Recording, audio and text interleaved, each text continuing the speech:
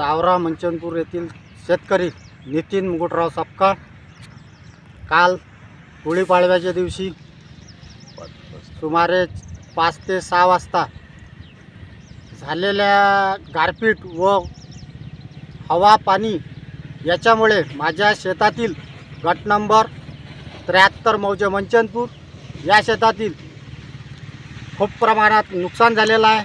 आता तुम्ही हे पाहतच आहात, गारीमुळे सर्व टरबूज खराब झालेलं आहे। माझ्या शेतात आज मी 1.5 ते 2 लाख रुपये खर्च लागून गेलेला आहे।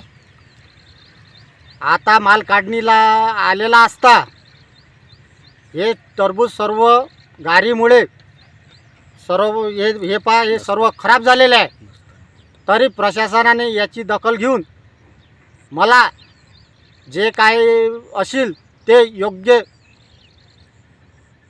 याचा मोबदला देण्यात यावा एवढीच विनंती। मी वडाळी येथील शेतकरी अजित शरदराव देशमुख काल गुढीपाडव्याच्या दिवशी सायंकाळी थोड्या प्रमाणात गार व पाऊस भरपूर झाला असल्यामुळे माझ्या शेतातील गहू पीक हे जमीनदोस्त झालेलं आहे।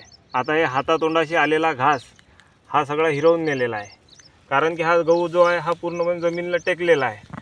याच्यातून एवढी आशा होती की काहीतरी घडल, काहीतरी होईल, पण याच्यात आता काहीच नाही घडणार आहे। पूर्णच्या पूर्ण गहू हा जमीनदोस्त झालेला आहे। प्रशासन याचं काही ना काही दखल घेऊन सर्वतोपरी मदत करावी असं आम्हाला वाटते। मी बंडूभाऊ बोडके वडाळी देशमुख येथील शेतकरी काल गुढीपाडवा संध्याकाळी वारा आणि बारीक गार झाल्यामुळे माझ्या शेतातील 4 एकर केळी पूर्णपणे फाटली आणि नुकसान झालेले आहे। तरी याची दखल